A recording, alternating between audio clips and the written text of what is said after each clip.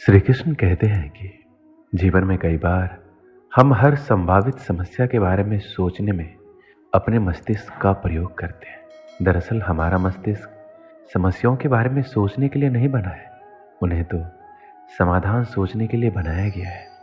समाधान के बारे में सोचने के बाद हमारे मस्तिष्क का प्रयोग यह सोचने में होना चाहिए किस तरह इन सपनों को साकार किया जाए। डर को अपना गला ना दबाने दें, अपने डर को बाहर निकालें, इसे नष्ट करें, इसे तोड़ें, अपने से दूर करें, छोड़ें और इसे जाने दें। डर की आंखों में आंखें डालकर देखें, इसे चुनौती दें और ये दूर चला जाएगा।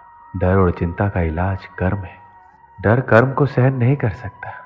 अपने सपनों का पीछा करें, चिंता ना करें, खुश रहें।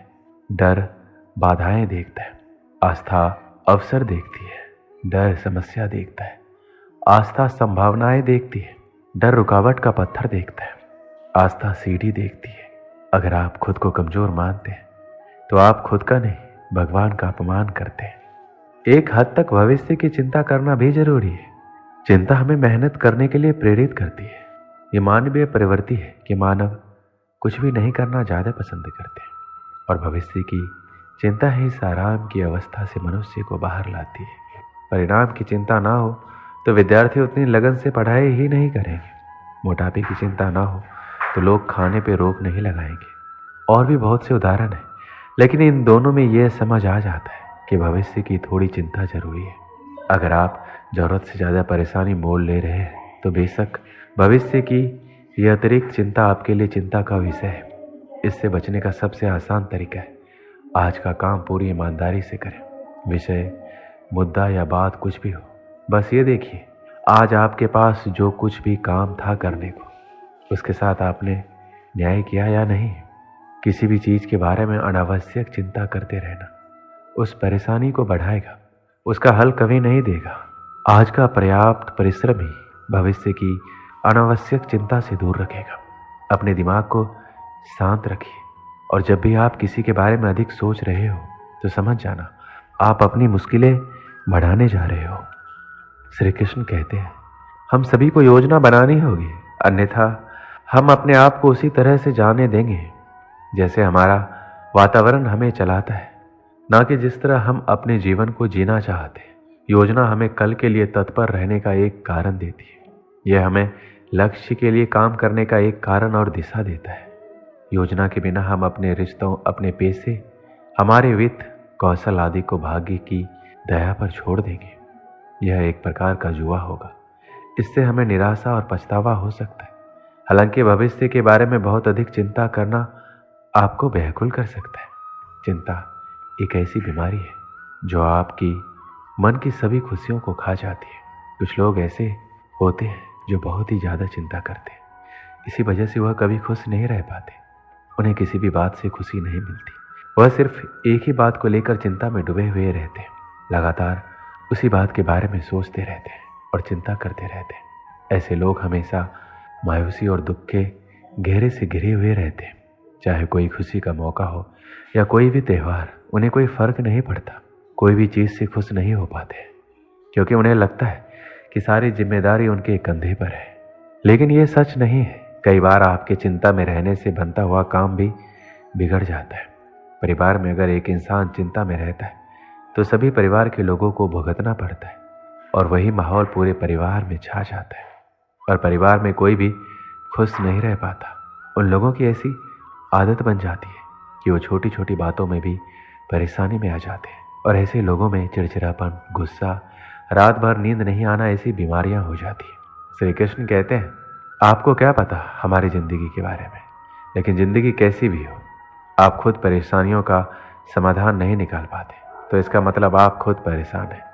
ऐसी कोई भी चिंता नहीं है जिसे करने से आपको सुख मिल जाएगा या आपके परिवार में या मन में शांति आ जाएगी। चिंता एक ऐसे जहर के समान है जो आपका कल तो कभी भी अच्छा नहीं बना सकती और साथ ही आप ऐसी बीमारियों से ग्रसित हो जाओगे जिससे आपको भी अपने भविष्य में परेशान रहना पड़ेगा। चिंता और परेशानी को लेकर भागवत गीता में भगवान श्री कृष्ण कहते हैं मन का बेचैन होना उसका स्वभाव है। हमारे मन को लगता है कि अगर वह अलग अलग बातों के बारे में सोचता रहेगा तो हमें आने वाली हर मुश्किल और मुसीबत से बचा लेगा। पर ऐसा होता नहीं है। हम अपने जीवन का काफ़ी अधिक समय सोच विचार करके परेशान होने में निकाल देते हैं। भगवान श्री कृष्ण कहते हैं, मन का ये स्वभाव बदलना मुश्किल जरूर है, असंभव नहीं। अब आप एक बात बताइए, क्या आप एक कौवे को कह सकते हैं कि काँव काँव की आवाज़ ना करे? या फिर क्या आप किसी मेढक को कह सकते हैं कि वह पानी देखते ही ऊंची छलांग ना मारे? हमारे मन का भी कुछ ऐसा ही है। जीवन में कुछ भी होता है, अच्छा या बुरा, हमारा मन उस पर काँव काँव करने लगता है। काँव काँव से मेरा मतलब है चिंता करना, व्याकुल होना। कोई बुरी बात होती भी नहीं है और मन परेशानी की ऊंची ऊंची लपेटें लेने लगता है। कभी कभी तो मुझे ऐसा लगता है हम में से कई लोग सिर्फ परेशान होने के लिए जीते हैं। सारी परेशानी, पीड़ा, दुविधा अक्सर हमारे मन की बनाई हुई कहानियां होती है।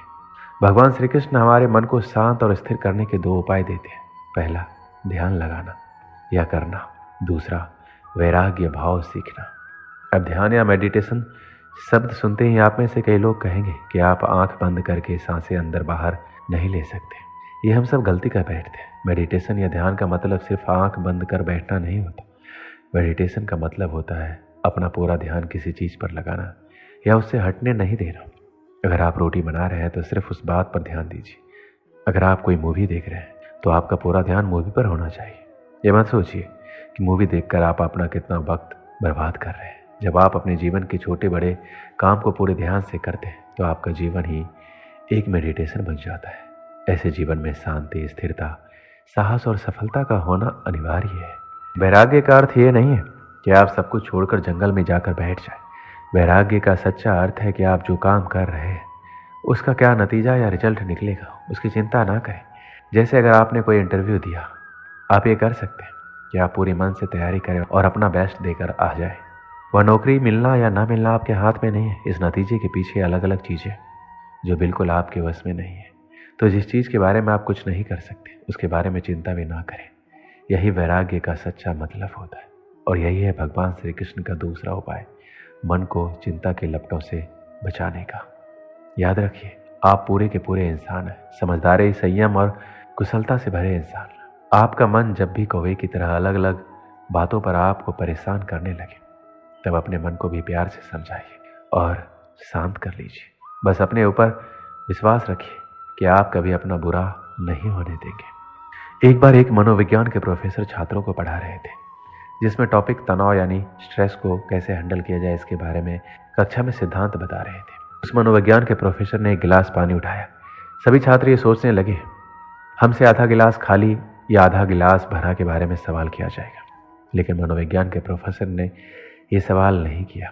उसने किया, मैं कितना भारी पानी का गिलास पकड़ रहा हूँ। सभी छात्रों ने अलग अलग जवाब दिए। किसी ने बोला 500 ml, किसी ने बोला 200 ml। सभी के अलग अलग जवाब थे। मनोविज्ञान के प्रोफेसर ने उत्तर दिया, मेरे दृष्टिकोण से इस गिलास का पूर्ण भार से कोई मायने नहीं रखता। यह सब इस बात पर निर्भर करता है कि मैं गिलास को कितनी देर तक पकड़ता हूँ। अगर मैं इस गिलास को 1 या 2 मिनट के लिए पकड़ता हूँ तो ये मुझे हल्का लगेगा, और मैं इसे 1 घंटे के लिए पकड़ता हूँ तो मुझे भारी लगेगा। वही मैं इसे 1 दिन के लिए पकड़ता हूँ तो मुझसे ये नहीं होगा, मेरा हाथ सुन्न हो जाएगा और मुझे गिलास को छोड़ना पड़ेगा।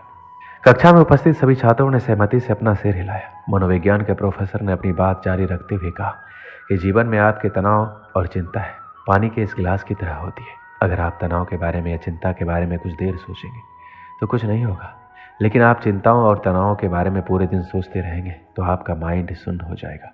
आप अपने रास्ते से भटक जाएंगे और आप जीवन में कुछ भी करने के लायक नहीं रहेंगे। इस कहानी से हमें ये प्रेरणा मिलती है कि तनाव के बारे में और चिंता के बारे में ज़्यादा नहीं सोचना है हमें, यानी कि अपने जीवन में तनाव और चिंता से दूर रहना है। अगर जीवन में कुछ परेशानी है तो कुछ समय के लिए तनाव में रहें, बाकी जीवन में मस्त रहें, नहीं तो आपका माइंड शून्य हो जाएगा और आप कुछ भी करने के लिए असमर्थ रहेंगे। दोस्तों, इस वीडियो में बस इतना ही। मिलते हैं अगली वीडियो में। अपना ख्याल रखिएगा। जय श्री कृष्ण।